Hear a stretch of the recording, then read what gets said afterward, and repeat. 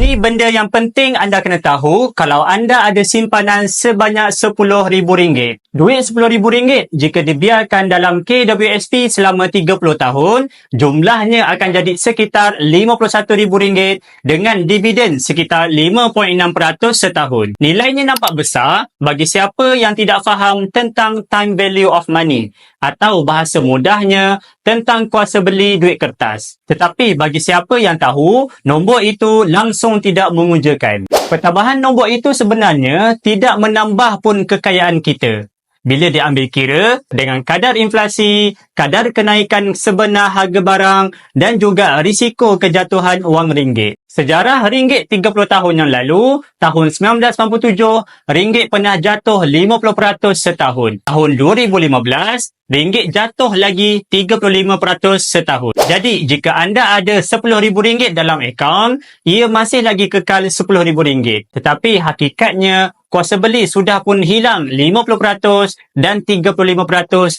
hanya dalam masa 1 tahun. Orang kaya tidak menyimpan harta yang banyak dalam bentuk duit kertas. Mereka faham tentang kuasa beli duit yang boleh hilang. Sebaliknya, mereka menyimpan kekayaan dalam bentuk harta yang bertahan nilainya. Sebagai contoh, simpan hartanah, tanah yang mendatangkan hasil, bisnes yang berpotensi besar untuk berkembang pada masa depan, dan untuk bajet yang tidak terlalu besar, mereka simpan emas. Apabila anda menyimpan emas, anda tidak perlu lagi bimbang tentang kehilangan kuasa beli tersebut. Bukti mudah. Pada zaman Nabi Muhammad SAW, 1400 tahun yang lalu, 1 dinar ini boleh beli seekor kambing. Sekarang, selepas 1400 tahun, 1 dinar yang sama masih lagi boleh beli seekor kambing. Ini bermakna, jangankan 30 tahun, 1400 tahun pun kuasa beli emas tetap bertahan. Bagi yang ingin mengalihkan sebahagian simpanan jangka panjang anda ke dalam bentuk simpanan emas fizikal, boleh tengok pin video tutorial di profil.